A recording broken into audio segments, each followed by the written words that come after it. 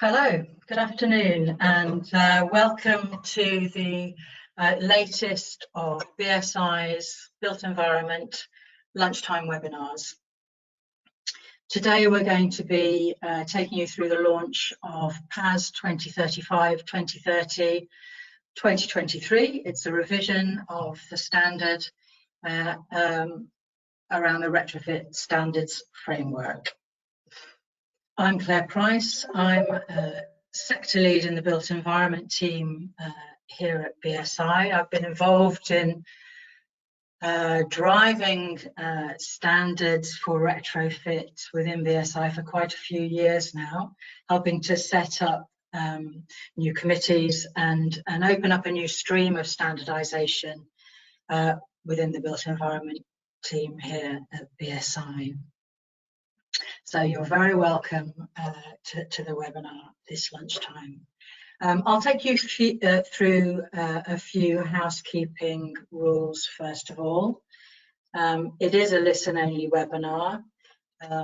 We are being recorded. We're keen to get your questions. There will be a Q&A session at the end. Rather than at the end of each session today, we'll have a panel session for the Q&A at the end. So please do click the Q&A button and post your questions there. We're keen to get some questions. We've had quite a few already when you were signing up, so we'll look at some of those as well. If you have any technical difficulties with any of that, please submit your issue via that Q&A function as well. We will be sending a feedback survey at the end of the session. These are CPD sessions, so we'll send you a feedback survey, and there will be a recording of the webinar available in due course, and it'll be one of our on-demand webinars. So yeah, let's move on and get started. And just to give a brief introduction, really, from me, when we published PAS 2035 in 2019, it was really the first standard of its kind, providing an end-to-end process for whole house retrofit. Its focus was really on risk and unintended consequences of bad retrofit. And it was driven by the need for industry to really look at this area. There were some horror stories back in the past of bad retrofit taking place, and this was put in place to help address that. It did present a big change for industry on what had gone before. We had PAS 2030, of course, for measure installations, and when 2035 was written, it was designed to work inextricably with the previous PAS 2030. And they are treated as one document now, albeit they're two separate entities. They're inextricably linked, and they work together as one. So as I say, it was a big change for the industry back in 2019 when 2035 was first published. We had a long transition period, 2 years for industry to get used to it, to adopt it, and start using the standard, which happened in 2021. As always with new documents, we had lots of feedback, both before it went fully live and since as well. We were listening to that feedback, and the revision, this full revision, is a result of that. This revision is free, so that's definitely a positive step in my view. There's a link to the document. If you haven't seen it already, there's a link to the document in the chat. So do go and make sure you've got copies of the document. The revisions picked up some minor updates and made some more significant changes. I think it's improved and it's simplified. We do hope you'll agree. And of course, we do welcome feedback as you begin to use the new version of the standard. so that we have continuous improvement in this area, and we're getting the standard that industry wants, that industry can use, and that works really for industry. So we did run this development project slightly differently after the first version. We did need to rationalise the steering group. We needed to make it smaller, which enabled us to speed up the decision-making process, while still maintaining the widest possible range of stakeholder input. And I know that this was difficult for some people. There was a sense that it was going to be more difficult to perhaps provide the input from those who'd been really close to all the work that had gone on previously. But it was really important to enable us to be more agile in responding to any future feedback and implementing future changes. So I think it's really worked, and I think that we've had as wide a range of engagement and consultation as has been possible. So I really would like to thank a number of people, certainly DESNES, who are the ongoing sponsors of the standards, the RSTG, the Retrofit Standards Task Group itself, who is a standing group that considers feedback from industry and considers the implications of that feedback, and of course Colin McCarricker, who runs that group. I'd like to thank Sarah, the technical author, Sarah Price, and the steering group themselves for their work and deliberations, and of course all those who have been actively engaged and commented at the various stages in the process of the revision. And finally, not least, Catherine Andrews, our editorial project manager, and her team. So thank you to everyone for your valuable contribution. That's it from me. I will quickly run through the agenda. We'll have an introduction from DESNES, from Christopher Parfitt, who's the Home Retrofit Standards Manager there. He'll then pass over to Alex Baines, the chair of the Retrofit Standards Task Group and head of Building Better at Saint-Gobain, to talk through the importance of the Retrofit Standards Framework. It's really important, I think, to be reminded of why the work was done in the first place and why this ongoing process is happening. Then the main event, Sarah Price, the technical author and technical director of Quoda Consulting, will talk us through the new standards themselves and give the details of the changes and how they're looking now. And then we'll hear from Trustmark, from Phil Mason, head of regulatory engagement at Trustmark, because of course they have the task of implementation and taking users through that process as well. And then we'll go to the Q&A. And then I'll just finish off with some next steps on what's happening with RSTG and with the documents themselves, and I'll close off by 1 o'clock. So over to you, Christopher. Thanks very much, and see you later. Thanks, Claire. Good afternoon, everyone. My name's Christopher Parfitt. I am the Home Retrofit Standards Manager at the Department for Energy Security and Net Zero. I sit within the Home Decarbonisation Supply Chain team, which look at the strategic oversight for the supply chain across the net zero buildings. I liaise a lot with policy colleagues across the different schemes like SHDF, HUG, as well as ECO, so with Ofgem colleagues as well. I get a lot of feedback from them on the ground, from delivery colleagues and from policy colleagues in terms of the applicability of PAS, and it's great to hear some of the feedback that we get and incorporate it within this update as well. So I think it's good just to quickly go over the kind of the big picture issue here. We have 27 million homes in the UK. 17 million of these are below EPC currently, or around this number. The majority of these homes will need some kind of retrofits by 2050 if we want to hit the 2050 target in terms of decarbonising the housing stock within the UK. I think while it's important to recognise this, I think it's also good to note that government is very committed to ensuring that quality and consumer protection remain at one of the forefront pieces of our minds when we approach a retrofit challenge that we have. Government remains committed to the recommendations from the Each Homes Account review, which included the recommendation to have a technical code of conduct, which is where the PAS 2035 and 2030 come into play.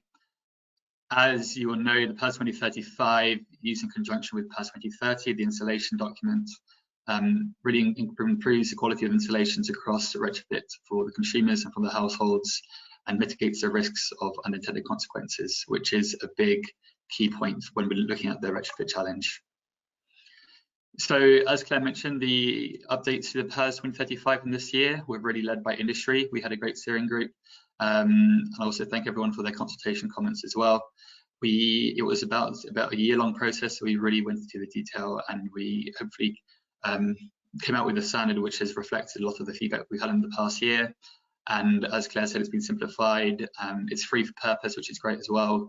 Government were very happy to sponsor this to ensure that it can be adopted by anyone can have a look at it. And of course, it still remains a requirement across the schemes that we have. So these schemes are the Energy Company Obligation, or ECO, Phase 4, and the new GBIS scheme that's launched recently as well. The Home Upgrade Grant Phase 2, and SHTF 2.1, and most recently 2.2. So the PAS 2035 and 2030 compliance is a requirement across all of these, as well as trust mark registration, to ensure that consumers are protected, installations are done to the best quality, and that homes are protected while we retrofit them towards energy efficiency. So that's a quick note from me. I'm going to hand over now to Alex, who's going to go over the Retrofit Standards Framework. Thank you, Chris. So I'm Alex Baines. I am the chair of the BSI's Retrofit Standards Task Group. I'm also head of Building Better at Saint-Gobain. Just to step through this very briefly before getting into the technical updates. To outline the challenge that we are looking at and considering, we have got, when you look at the numbers, over the next 3 decades, as we say here, we must deliver at least 5 retrofits per minute on average. Significant amount, and that cost of that retrofitting is now estimated to be close to the order of £1 trillion. It will vary obviously significantly as we go around all the buildings in the UK. But when you consider that and you consider what needs to be done, we've also got to make sure that it's done well. As has been highlighted just now by Chris, the issues that have occurred before, and as Claire mentioned, they also do continue to occur. And we've got neither the time nor the money to get it wrong and to do it all again, because the issues are very prevalent in everything that we do around retrofit. And so this is about managing those risks, understanding those risks. And it was out of the initial Each Home Counts review, and it continues to appear today. We've got the recent BRE report on the cost of poor housing in England, and that highlights close to a 2.5 billion impact annually on the NHS between this and other factors. Also, you can look at the recent report from the CMA. It is about consumer protection, making sure that we deliver what the consumer is asking for, and we don't put them in harm's way. That initial Each Home Counts report highlighted 27 recommendations. It was done across the industry. There are 3 particular recommendations that we have here of the role that was required when we look at the technical standards. And it was to effectively create an overarching standards framework. And this is where PAS 2035 and PAS 2038 come in. The establishment of the Retrofit Standards Task Group was a requirement as well at that point. And that was effectively to put in place a way of visualizing and ensuring the overarching framework for it all, not the technical detail as such, but that framework. So as it says here, the needs of the retrofit sector in the broadest sense, including formal and non-formal standard solutions. So when you look at it and you see where it sits, we have the policy, we have the quality charter and the requirements for the installers and everyone else, and we have the different retrofit policy for the devolved nations. All of these come together. PAS 2035 sits in the middle of that on the dwellings side of it. PAS 2038 for the non-domestic. And as I've just mentioned, it's a framework. It's a framework for saying this is what it needs to encompass when we are considering retrofit. The reason for that, those thousands of failures that we've had, and including the issues that were highlighted last year, it is the unintended consequences that we all know in retrofit. And it's about managing that, bringing that together. And as such, it's constantly evolving, bringing in new standards, bringing in new information. That is where we have got to. And we are still working on moving that forwards. It's when you look at the benefits of having those standards, it starts off with the minimization of risk. That is the key reason that we are all here. But it brings in significant other benefits as well. And professionalization of retrofit. Retrofit has been seen to be quite a varied quality industry. So it's a new type of work. It involves new materials, new products, new systems, new processes. And a number have been found inadequate in the past. It's about the identification of the route to zero carbon, because we've just seen the scale is massive, and we don't have time to go back to buildings to do it again and again over the next 25 years. And there is the part here, this explicit definition of intended project outcomes, holding people to account. The changes that we've already seen recently for the building safety regulator, the elements that we have here within PAS, it's about knowing who is doing what, where, and when, in order to minimize that risk. Possibly one of the most important benefits, which can't be understated, is the restoration and maintenance of the confidence of clients, of government, and of the industry within itself. I'll talk further on that in just a second. But we also need to be aware that it's available, as Claire's mentioned, is continuous improvement. We need to keep this moving forwards, and we'll have regular additions to the standards, to the framework, to bring it all together. An annual update on the PAS side. So I mentioned before, it's about developing that trust. That trust doesn't impact just the people working on the buildings. That trust impacts significantly more than that, including the insurance bodies, the warranty bodies, manufacturers for getting certainty of what they're going to be able to deliver, guarantee, as well as government for funding, but ultimately, mostly it's the client and whether they want to spend the money as well. And in order to do that, we need that industry alignment. We need to get behind and follow and push forward one way of doing things so that we know that we are minimizing the risk to give all of those people the confidence that they need. We are looking at and we are developing works along the lines of the competency as we're required and the verification changes that you'll see. There are advances in technology which also need to be brought in. And all of this, as we've seen with the scale and the optimization of the standards to ensure that we can deliver that scale. But we do have that massive challenge, which is that every building is different. But the minimizations of those risks and working to an aligned standard brings the benefit of security to all. And that is all not just within our sector, but all of those that are also impacted by our sector. And for this year's changes, I'm going to pass you on to Sarah to take you through the detail itself.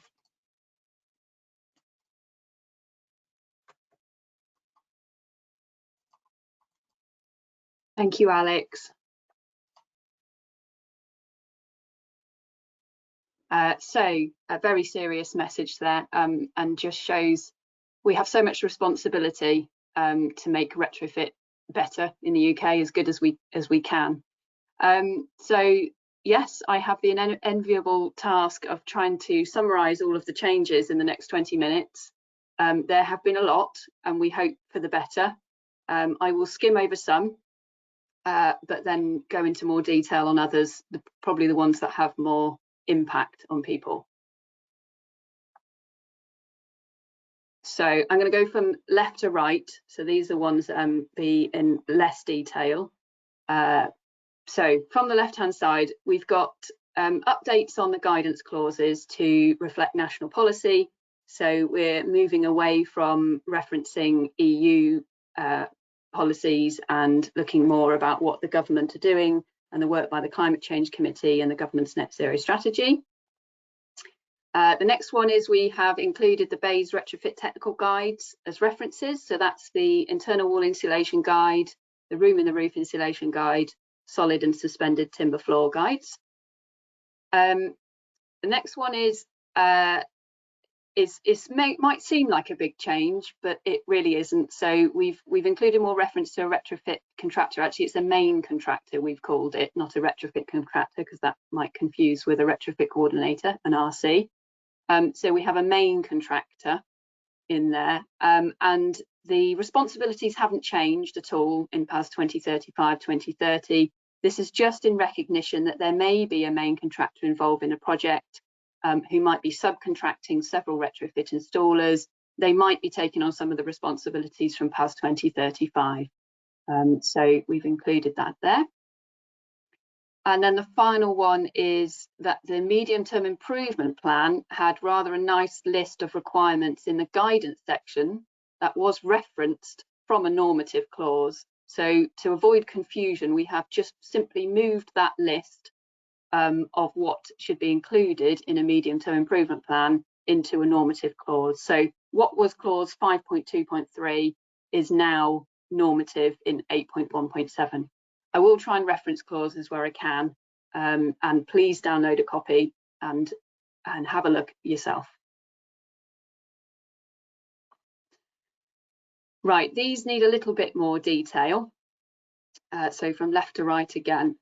Air tightness strategy. I know we had quite a lot of questions about this, so I'll try and make it as straightforward as I can. We have two new clauses, that's 8.2.35 and 8.2.36. And it basically says that you need to produce an air tightness strategy. If you have fabric measures, so insulation, air tightness, replacement windows, then you should have an air tightness strategy. Now that might be as simple as just saying how you can install a continuous air barrier and what materials you're going to use to do that. But it may include an air leakage target. It may include some testing in there as well, but it doesn't need to. Okay, it's not compulsory. 8.2.36 says that if you do set a target as part of your air tightness strategy, then you should really test it. So there should be a requirement for the main contractor or the retrofit installer to demonstrate compliance with that air tightness target that you set in the air tightness strategy. Okay. So the next one is around monitoring and evaluation. We used to have basic, intermediate and advanced monitoring and evaluation. Now we still have basic and that's not changed. Okay. And we just have further monitoring and evaluation, which has replaced the intermediate and advanced. And the further monitoring and evaluation now references the new BS 40101. And that's to recognise really that if you get into that further monitoring and evaluation, you'll likely have an independent specialist who will be following that standard in building performance evaluation. The other thing around monitoring evaluation that we've included is that the retrofit coordinator needs to prepare a monitoring and evaluation plan as part of the medium-term improvement plan. And that's in recognition of the fact that when we set intended outcomes at the start of the project, the whole point of the evaluation is to check that we've met those intended outcomes. And so it's really important that we think about how we're going to check that at the end of the project when we set the intended outcomes at the start of the project. So now you have to produce a monitoring and evaluation plan at the start of the project, which will be part of the medium-term improvement plan. Okay, distressed replacement of heating appliances. There's quite a lot of clauses in here that have been added for the distressed replacement of heating appliances. I'm not going to go through all of them. But the idea is that you can replace a boiler in very short notice without having to comply with all of PAS 2035. You don't need a retrofit coordinator on board until perhaps even after the install. It says that you need to have a retrofit coordinator on board as soon as you can, but there's no time limit. So the idea is that you can retrospectively then comply with PAS 2035 2030 in those very specific instances where you would need to replace a heating appliance very quickly because it's broken down. Next one, climate resilience and adaptation. So this is something that is going to stay in the update, so we'll have a look at every time, because climate change is challenging and is changing all the time for us. So there's just a couple of new points in there and sub-clauses. When you're establishing your intended outcomes, then you should really consider the resilience of dwellings for future risks or climate change. And then in retrofit assessments, you should be collecting data, if there is any, on environmental risks or climate-induced environmental risks. So that's all the additional we've got in there at the moment. It is already mentioned in the design, so we didn't feel the need to strengthen that further. And then finally on this slide, moisture in buildings. We've spent quite some time, lots of little changes, just making sure the language is consistent with the new standard on management of moisture in buildings, BS 5250. I say new, it's been out for quite a while now. And that's just talking more about management of moisture as opposed to interstitial condensation, which is a specific moisture problem. So we just need good management of moisture in buildings. Okay, I'm going to go into these ones in a bit more detail, so they will have separate slides, so you don't have to listen to me quite so much talking. So I will go through facilitating scale retrofit, the removal of the risk pathways, which is a big one, that's got several slides.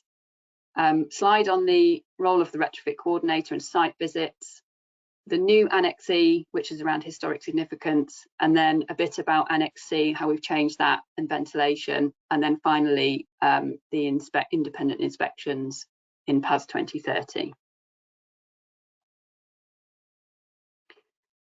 So in existing PAS 2035, we've got quite a linear process of going through retrofit.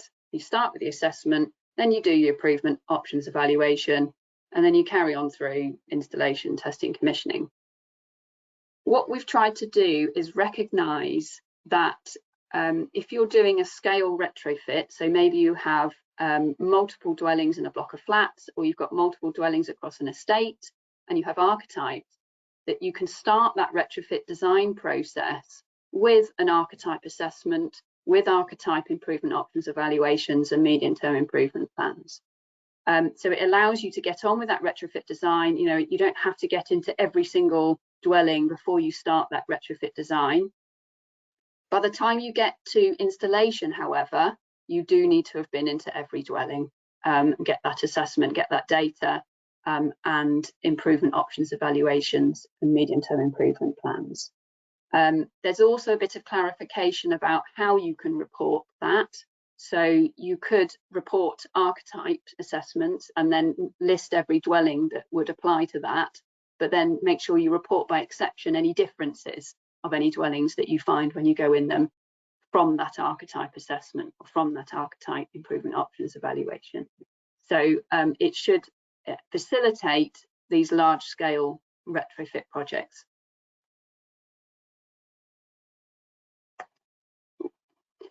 Right, removal of the risk pathway. So as I say, this has got several slides, and I'm going to go through sort of each of the sections in order, if you like: assessment, design, advice, qualifications. The other sections, the removal of the risk pathways hasn't impacted quite so much, so that's why I've picked these ones out.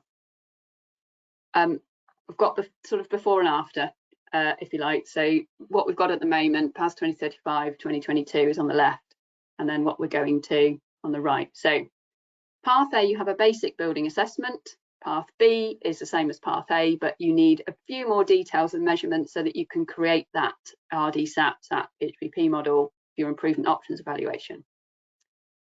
Path C is the same as Path B, but you also need to have principles of RICS level 3 assessment, an air tightness test, and any other appropriate testing. So what we've gone for is a middle ground. So it's the same as Path B. So you need to collect that data to create the RDSAP model, but you don't need to do air tightness testing. So it's no longer normative as part of the assessment. Obviously, if you've got an air tightness strategy and you might want to do some air tightness testing at the start, but it's not normative. So design. Well, for Path A, the design clauses are fairly comprehensive. So you need a complete detailed design for the measures. For path B, you've got that improvement options evaluation in there as well, and the medium-term improvement plan. But also there's some heritage buildings sneaking into path B, and you need to do a ventilation assessment, Annex C.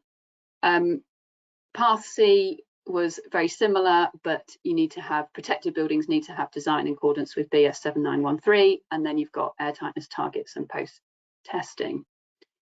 So we've taken the path A approach really for the complete design, but there are clauses for if you've got heritage significance, then you need to do an assessment. We've got clauses that I'll talk about later about that trigger Annex C, so you don't need to do that in absolutely every situation. You do need to create an improvement options evaluation and a medium-term improvement plan for every project now. Protected buildings, similarly designed in accordance with BS 7913, and then for some projects we'll have an air tightness strategy, so the testing will depend on what's in that. Advice, and this is fairly straightforward. Path A, you give advice at inception on completion of the design and at handover. Path B, you have one more point in there because you've got the improvement options evaluation, you do advice just after that as well. So we've got all four in PAS 2035, 2023. So you're giving advice at inception, after retrofit design completion, on completion of the improvement options evaluation and at handover. So fairly straightforward, hopefully. Now, qualifications. You can imagine that this had quite a lot of feedback from the public consultation, and was a very long debate about what we do about qualifications. So some are simplified, some have not. These have simplified a little bit. So start with retrofit assessor. So with Path A, as existing, you can be a DEA or a retrofit coordinator.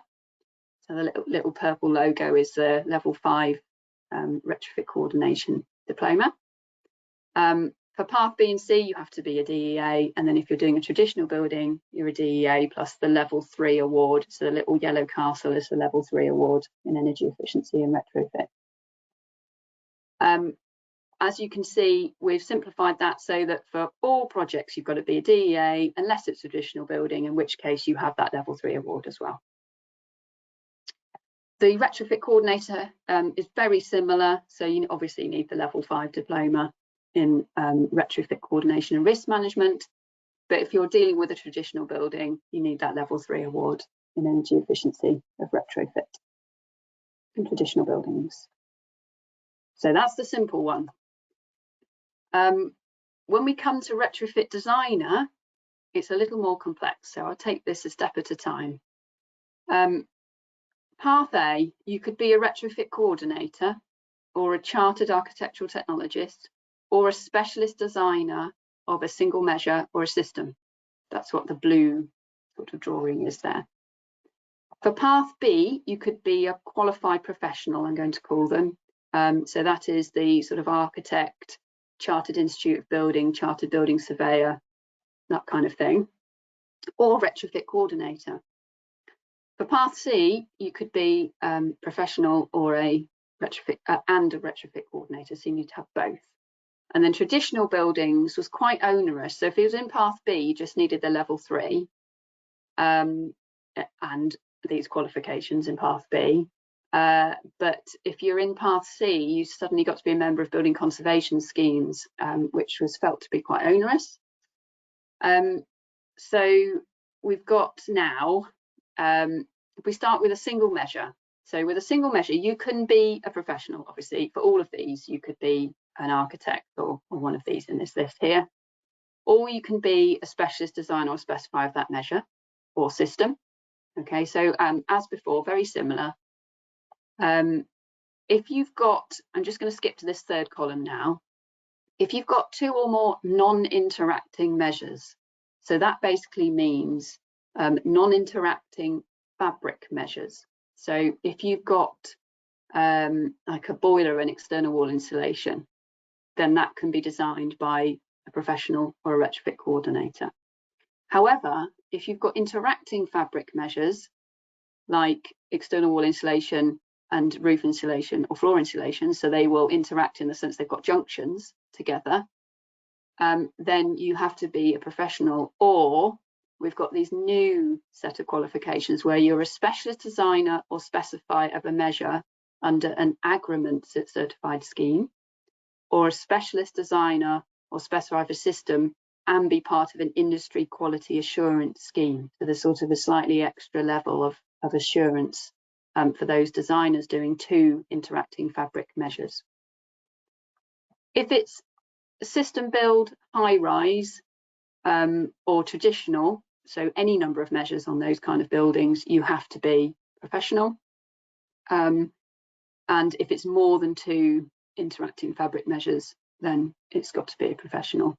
If it's traditional buildings and the measures that you're installing impact upon the fabric of those traditional buildings or the heritage significance, then you need to be professional and have this level 3 award, or be a member of the building conservation scheme. So you can have either or. Now, quite a lot to take in there, I know, but these will be available afterwards, hopefully. Okay, so now we've done qualifications. We'll just go, these are a bit simpler, hopefully. Clarification of the retrofit coordinator role. We've added some important words into the retrofit coordinator role at the start. So they should be able to identify, protect and document both the client's interest and public interest. So at the moment we've just got protect. So this just gives you a bit more clue as to what the retrofit coordinator should be doing with that. And then we have site visits, which I know there was a lot of questions on. So this is in retrofit installation clause, and it says that basically you need to see what's being installed. So the role of the retrofit coordinator is to assess whether a project is compliant with PAS 2035. So they need to see that install. However, if it's one of a list of measures which are considered to be low risk measures, I'm not going to read them all out because it's quite a long list, then you could use a third party to do that, to collect that evidence, to do that site visit. What that looks like is a written record of the site visit, and that includes photographic evidence. Okay, so either has to be in person for certain measures or third party for lower risk measures. And then if the retrofit coordinator finds a non-compliance with PAS 2035, what do they do about it? So we now have a clause that says that if they find a non-compliance, they have to report that to the retrofit installer and to the client.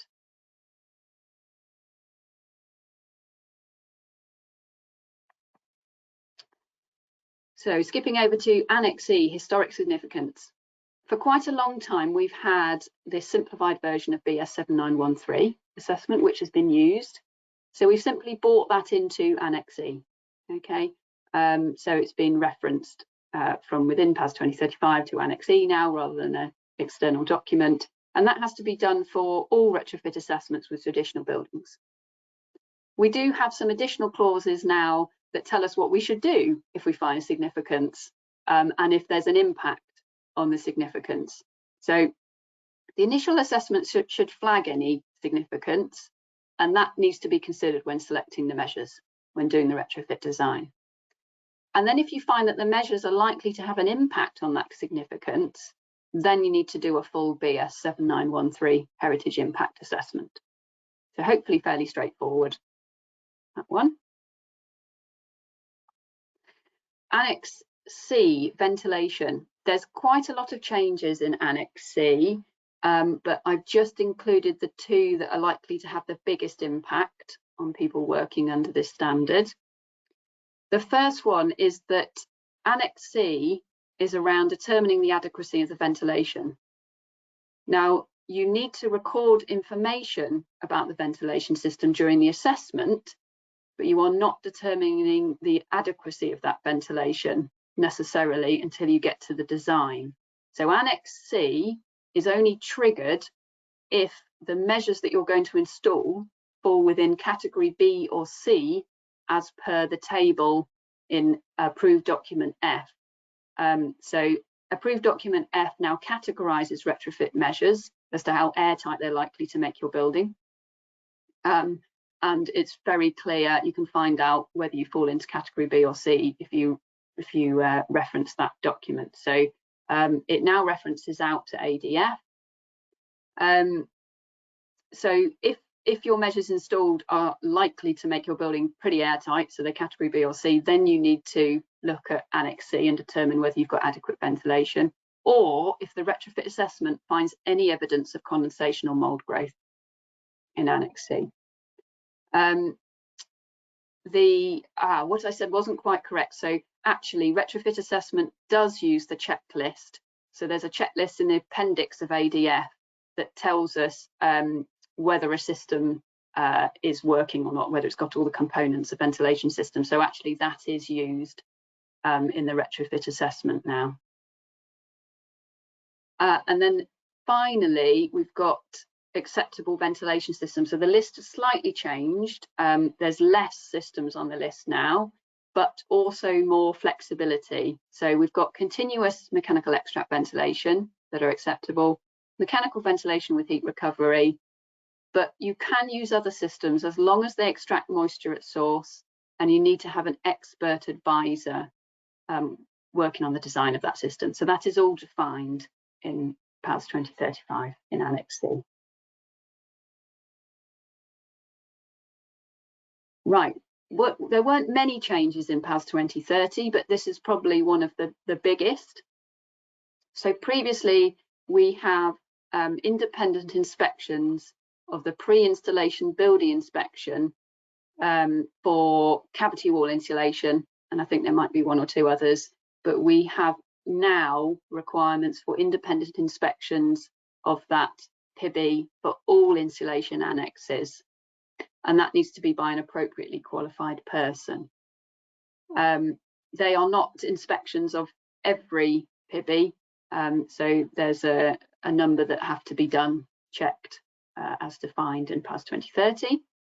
Or we now have another option, so you don't have to do independent inspections if you are using a recognised pre-notification process that has been undertaken under an industry qualified assurance scheme for that installed insulation.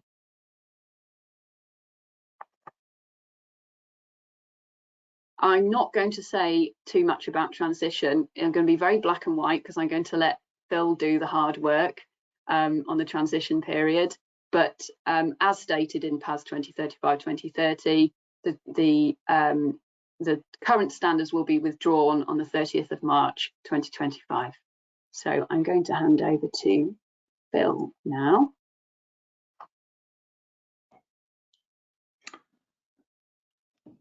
Thank you, Claire. I beg your pardon, Sarah. I've got a terrible habit of doing that for understandable reasons, but no apologies. Good afternoon, all. Okay, my role over the next few minutes, running slightly behind, so I'll be as concise as possible, is to inform around the Trustmark implementation of transferring to the new standards. So if you just heard from Sarah there, we have an 18-month period, which is for all of us, we're all in this together, to move from one standard fully over to the new 2023 version of PAS 2035. So Trustmark's commenced what we internally regard as a significant internal project. And we're calling it a project because there are a number of moving parts within this. There's not only sort of IT development, but engagement and communications with you as participants to ensure that we keep this transition as clear as possible, and that collectively all the parties involved, both the department, both UCAS, BSI and Trustmark, have learned from the previous transitions that have operated in various different ways over the period. So Trustmark's project has a dependency or a run in parallel with the UCAS transition of the PAS 2030 certification bodies, and in recent discussions with UCAS, we understand that within the next week or so, they will issue communications out to the certification bodies the PAS 2030 certification bodies are the expectations of UCAS on the CBs, and then the expectations of the CBs down to the certificated businesses that sit with it beneath. And the detail of that will become clear when that communication is produced very shortly, sent out very shortly. And I think the department and both Trustmark will be copied in so that we've got a sight of the arrangements and the final detail that's within that. So there's two stages to that really, and there's some activities that Trustmark needs to run in parallel. The first 6 months of the 18 months will be to transition the certification bodies across, and then following on from that, the next 12 months leading us up to the end of the 18-month period will be around how the certification bodies transfer certificated businesses across. So running in parallel with that, Trustmark will work with the retrofit assessor and retrofit coordinator schemed working groups to agree and establish the transition protocols to ensure RAs and RCs are competent to deliver compliantly against the new standard. Now remember, there's no certification requirement for PAS 2035, but there is going to be a level of need to ensure that those actors that operate the PAS 2035 processes are competent to do so. So again, a parallel stream of work that will run in that first 6 months of the transition, which the clock is now ticking. We will remap the data warehouse lodgement process with the intent to meet the requirements of PAS 2035, with the intention of having that complete before the end of that first 6 months period. We'll do that as quickly as we can. There is a fair amount of development work to be carried out within that after carrying out the mapping exercise between the two standards. And we're really aiming with the intention to have that be completed within 4 to 6 months. And we'll, during that period of time, update our website, our public facing documents to ensure that there's some clarity around where we are and the dates that lodgement will be open. So likewise, there's also a need for Trustmark to engage with a third-party compliance and lodgement platforms that some of you may use. Now we need to be a fair way into the data warehouse remapping process before we can engage with the third-party platforms, because otherwise you're having an empty conversation. We need to go into those with a degree of development so that we can engage, so that they can follow through in terms of their development. Now, also on the basis that we'll have two standards operating for 18 months, we will need to run a dual lodgement process to enable those sort of in-flight projects under PAS 2035 2019 to be able to be completed during the transition period, and also the new projects starting under the new PAS 2035 2023 standard can start, and that a lodgement process can be there for the requirement of compliant lodgements. So there'll be a dual process. And of course, not forgetting the fact we'll need to remap our quality assurance process to be able to operate to the new standard. So for a duration, we will run 2 QA processes, one to the 19 standards and one to the 2023 standards, so that we can make sure that we carry out the correct compliance process against the version of the PAS that the projects fall within. Now, on the basis that we have this 18-month period, businesses will be able to deliver against the existing standard up until midnight on the 30th of March. And on midnight of 30th of March, the PAS 2035 2019 version will be withdrawn.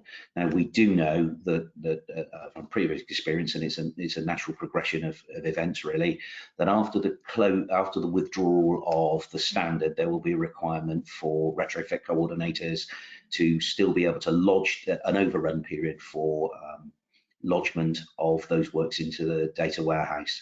So currently we publish a timeline of 20 working days after completion of the work, which really reflects the timescales for building regulations notification. So at the moment, we're considering keeping that period of time open for lodgement after the withdrawal of the standard, as it is currently, with that 20 days to allow lodgement to then be completed after the withdrawal of the standard. And of course, we'll go through a period of engagement and publishing information and listen to the best way of developing all that, because one of the really significant things behind this transition is project continuity and funded schemes delivery continuity. So we'll continue to engage over that and publish information throughout that period. And I think that brings me to the end of the information that I would have liked to pass over. And with that, I believe we're going into a Q&A process, and I shall hand back to Claire. Thank you very much for listening, and I hope that's of some use to you. Thank you, Phil, and thanks to the whole team for your contributions. That was really good, and there's been a huge number of questions and a huge number of highly technical ones, and we're certainly not going to get to all of them, I'm sorry to say. It's great to see everybody so engaged. We will be sharing the questions between us, and I think that we will need to think about how to respond to the level of interest on these documents as we move forward. If you'd all like to switch your cameras on, and we'll do a few questions, perhaps a little bit more general, around, I mean, obviously this is a new version of a well-used PAS that's use is growing. And I just wondered what, you know, to what extent you believe the changes, you know, are going to bring some benefits to the sector as a whole. How, you know, what are the best improvements, really? Who'd like to start on that? Alex, I think perhaps I'll ask you to pick that one up first. Thank you, Claire. The changes that we've heard Sarah go through, I think, are giving a sort of a clear indication as to where the standards are going moving forwards. Gives more certainty, more understanding that it's aiming for a simplicity overall, but maintaining those elements of complexity that are required to ensure that we have that protection at the end game. And certainly as we move forward, it will always be focusing on how we can enable the industry through the standards, but whilst also maintaining that protection. So I see that as the sort of the key indication from this change. The previous one was the frameworks, it created the framework, and now we're trying to open it up to make it simpler for people to navigate and simpler for the industry to understand. Thank you. Sarah, perhaps, you know, I know that you've obviously been very close to it, but a user as well, so perhaps you it's quite a difficult question for me to answer for exactly that reason, because I've been so close to it for so many months, and you have to kind of take a step back and go, right. But I mean, I think Alex is right. I hope that it's simpler. I hope it's easier to read, and I hope that some of the mechanisms that are currently in PAS 2035 that are perhaps causing issues, like having to do air tightness tests on every building in a conservation area, even if you're replacing the door. I'm hoping that some of those things have come out, and that actually the process just makes more sense for more buildings. That's my feeling, but remains to be seen. Thank you. And Chris, I think from a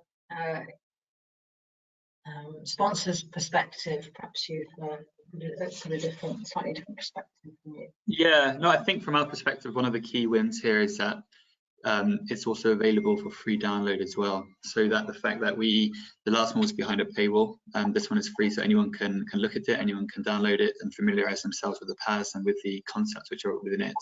And we'll hopefully have a good influence on the industry as a whole, not just the ones who adopt the PAS. We're very happy to see that, and happy with the work that's been done. Great. And Phil? Thank you. Yes. So from a ditto everything that's been said previously, really, but from a Trustmark perspective, we hope and believe that the simplification of the PAS, making areas of it slightly more understandable or easy to digest, and the fact that the standard is available for free will help with wider engagement. We've got a supply chain that is still fairly limited, using the PAS and funded schemes, but we need to open that out to be able to pay market. Now, we've got a mechanism by which that can be supported, really. Yeah, yes, thank you. And I think that's really key, isn't it? I mean, there were quite a few questions about, I mean, obviously, Alex, you set a huge challenge with the number of retrofits that need to be delivered for us to achieve our 2050 goals. And I really wanted to sort of pick up on another key area, which is, you know, what is our current standing? How do we rise to the retrofit challenge in the country, and how can we accelerate it, and with particular view on the private sector as well? Most of the acceleration that we're seeing, most of the items in the industry, I suppose, that are possibly blocking that acceleration, quite a lot of it comes down to uncertainty, and actually, where do people invest money and how do they do it safely? So when you speak to the large finance side of it, so we're looking for the right ways to do things. You speak to the insurers and the warranties, it's about to what level are we protecting, where does it go? So opening that up is crucial, but that goes hand in hand with the competency, the training, and those elements. And so there's quite a lot of work that goes on that side as well to bring everything forward. But it's as you give the industry confidence, as you give everyone confidence, then much more people are likely to want to do it, and they don't see it as such an unknown, which is where a lot of the concerns have been raised in the past because of all the historical failures that there have been. Does anyone else want to respond to that one? I was just going to add, because I'm a physicist, I have to say this really, but a good understanding of building physics, and that is, you know, you don't have to be a physicist. This is just, if we can understand how buildings work, how they function at a really basic level, we can retrofit anything safely. So I think that it's picking on Alex's point about upskilling, you know, trying to get everybody, and that includes people living in buildings, understanding how buildings work so that we can all make sure that we avoid these unintended consequences. Thank you. Chris, you're nodding. Did you have anything you wanted to contribute there? Yeah, I think from a government perspective, obviously we're committed to the net zero target, and we allocated £6.6 billion over this parliamentary period, with a further £6 billion between 2025 and 2028. So what we're trying to do there is really try to give the market some confidence about the long-term planning and the long-term confidence to be able to invest in the retrofit at scale, which we're trying to encourage here. Yes, good, and hopefully that will continue as well as we move sort of next year and beyond, really. So we're unfortunately going to have to draw this to a close now. I'm sorry about the shortage of time for questions, but I think the content was really meaty, and I hope you found it really, really useful. As I said, we will look at the large number of highly detailed and fairly technical questions, very specific questions, and think about how we can engage with industry to respond to those. I do think actually that as the rollout of the document, as you become more familiar with it, as you're working with the certification bodies, with Trustmark, and in your teams, that some of these things will become clear, but we will certainly look at that and try and find a way to facilitate that. So I would like to thank you all for your time. I think I'm going to just highlight some further events that are coming up with the BSI's, the Built Environment Team's monthly webinars. So we have fire safety and construction coming up in November, and then our Global Built Environment Summit. And I'm organising part of that, and certainly looking at retrofit, and perhaps that'll be an opportunity to talk more, especially about the transition period, which I know is still being resolved and being finalised, some of those details. So anything we can do to help clarify on that side, we may have an opportunity there. But I'd like to thank you all very much for attending, and certainly to thank all the speakers once again. That's been really, really good. Yeah, we will see you next time. Thank you. Thank you, everyone.